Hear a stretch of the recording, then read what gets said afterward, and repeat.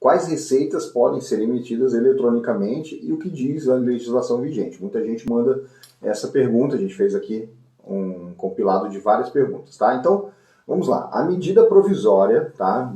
Número 2200 de 2001, tá? Ela foi alterada depois pela Lei 14.063 de 2020, que é a legislação específica que visa garantir a autenticidade, integridade e a validade jurídica dos documentos de formato eletrônico. Tá? Então aqui inclui a receita no formato eletrônico, declaração, atestado, relatório, pedido de exame, enfim, né? Os documentos médicos vão estar regidos justamente por essa legislação. Tá? E essa medida provisória que instituiu a chave CP Brasil, né, que é do certificado eletrônico. Tá? Então, antes da pandemia, a receita digital não estava sendo utilizada. Ela já existia, muita gente já conhecia, eu já conhecia, mas né, não era muito utilizado. Né? Mas aí, com a pandemia, com a questão da pandemia, precisou de uma ação, né, mais rápida e imediata para suprir todo a questão que poderia sobrecarregar o sistema de saúde, né, de a gente evitar a circulação de pessoas, aglomerações, e aí a coisa fluiu, tá? Então a Anvisa emitiu em março de 2020 uma nota técnica, né, a nota técnica de número 31, sobre a possibilidade de utilizar assinatura digital em receita médica sujeita a controle especial. Então são aquelas receitas tarja vermelha que tem a retenção da segunda via na farmácia, tá? Então, um exemplo, né? Fluoxetina, sertralina, antibióticos, tá? Isso foi muito importante. No que se refere também à prescrição dos medicamentos sujeitos a controle especial, daqueles de receita numerada, né? Tipo lista, né, de receitas A1, A2, B1, tá? As listas C1, C5, aí esses medicamentos, né? Eles tinham que ser feitos em formato físico, tá? Mas para as receitas, né, brancas, né, no caso A1, A2, né, você pode fazer uso da receita digital, né, inclusive dos antimicrobianos, tá? Como eu falei. Agora, as receitas azuis numeradas ou amarelas numeradas, aí você não tem como utilizar a receita digital, tá? Ainda. Isso vai ser resolvido, eu acredito que a Anvisa vai logo resolver essa questão, tá? E a gente tem também a questão da portaria também, né, do Ministério da Saúde, a portaria 467, que autorizou a prática da telemedicina. Isso foi lá, né, em 2020, em março, tá? E lá já falava também sobre o uso da assinatura eletrônica, tá? Então, vamos lá. Que receitas não podem ser digitais, que você não tem como enviar de forma digital, tá? Então, como eu falei, revisando, por enquanto as receitas azuis numeradas, mas eu acredito que em breve isso vai ser resolvido, pois afinal de contas é muito mais seguro os meios digitais, onde você faz uma receita e, por exemplo, já poderia gerar a numeração dessa receita e já ficar atrelada a ela. Não precisa ir lá na gráfica, né? Você sabe como é, né?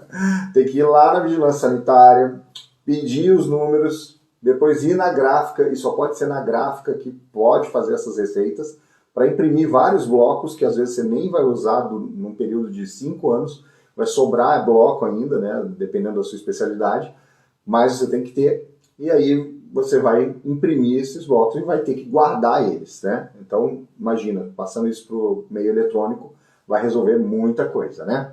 Então, mas você pode enviar de forma física para outros estados do Brasil, tá? Eu também falo mais sobre isso aí no workshop, no curso de formação telemedicina na prática, eu também trabalho isso com meus alunos, tá? E o que você pode, né? O que você pode prescrever de forma eletrônica? Quando é possível emitir uma receita eletrônica? Então, a receita simples, a branca, A1, né? Que você vai fazer receita de fitoterápico, que você vai fazer receita de medicamentos tarja vermelha, não tarjados, tá? Então você tem várias situações que você tem aí a questão da receita digital podendo ser enviada tranquilamente para qualquer local do Brasil, porque a telemedicina está autorizada para qualquer local do Brasil, tá? Em todo o território nacional. Além disso, né, receitas de controle especial de medicamentos tarja vermelha com retenção de receita, ok? Pode mandar.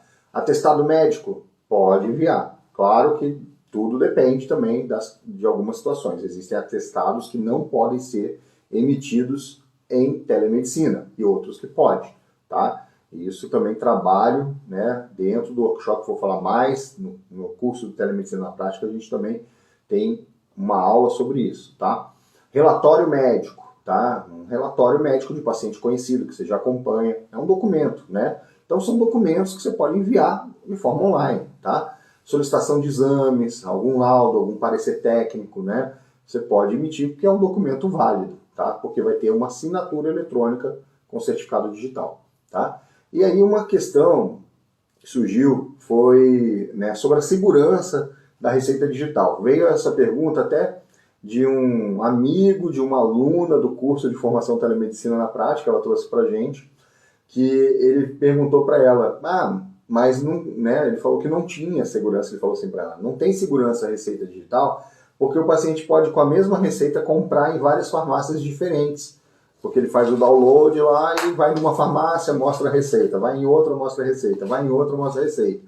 E aí ele vai comprando infinitamente o medicamento. Não acontece isso, tá, pessoal? Por quê?